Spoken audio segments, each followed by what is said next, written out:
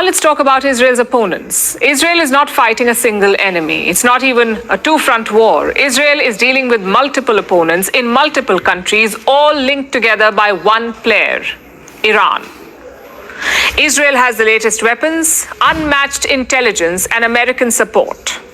Iran, on the other hand, has its proxies, the so-called axis of resistance, or as Israel likes to call it, the axis of evil.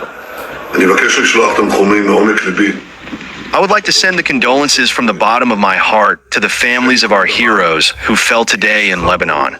May their memory be blessed and they rest in peace. We are at the height of a difficult war against Iran's axis of evil, which wants to destroy us.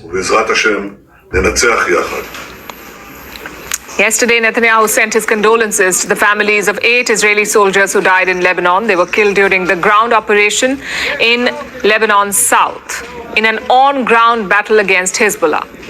On the other side, you had Hezbollah doing some chest thumping. Today, our forces fought in the first heroic battle this morning in Al Adessa and also in Maroun al Ras, minutes before the start of this presser. What happened today is only the beginning of what awaits the occupation forces. The leadership of Hezbollah will follow the promise of the Sayed Nasrallah himself and will rebuild in a way that will be better and more beautiful than they were before.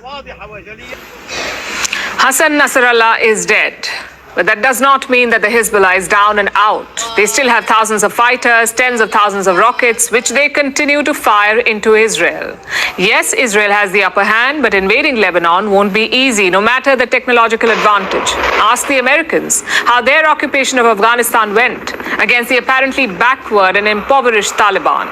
It shows you how hard it is to occupy foreign territory with a hostile population. And while Israel marches north, it also has to watch the south for Iranian proxy number 2, the Houthi rebel group. The Air Force of the Yemeni Armed Forces carried out a military operation targeting a vital target in the Jaffa area in occupied Palestine using a number of Jaffa-type drones. The operation successfully achieved its objectives by the grace of God, with the drones reaching their targets without the enemy being able to intercept or shoot them down. The Houthis were once considered bit-part players in the region. Their influence was limited to Yemen, where Iran had been fighting a proxy war with the Saudis. But then the October 7th attack took place, and the Houthis started attacking ships in the Red Sea. That is how they shot to international fame. And even now, they're sticking to this tried and tested strategy. They have warned of what they call a new phase of their campaign. They're actually sending emails to shipping companies, warning them to steer clear.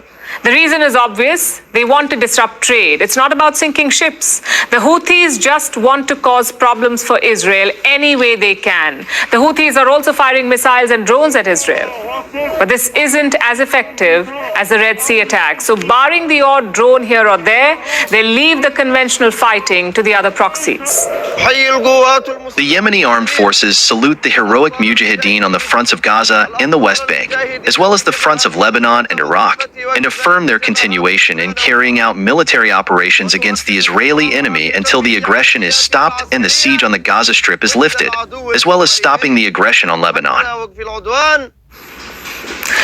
Let's look at all these different fronts that he mentioned. You have 2 proxies in Gaza. It's not just Hamas. You also have the Palestinian Islamic Jihad, or PIJ.